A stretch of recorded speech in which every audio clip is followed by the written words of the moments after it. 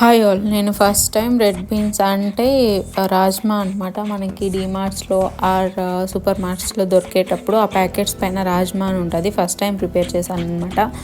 చాలా బాగుండింది taste. Masala curry type చేశాను కానీ అది మసాలా కర్రీ లాగా రాలేదు. చాలా బాగా వచ్చింది. ఓవర్ నైట్ సోక్ చేసి ఒక 4-5 విజిల్స్ పెట్టాను అనమాట. చాలా పెద్ద సైజే వచ్చాయి అవి బీన్స్ ఉడికిన తర్వాత.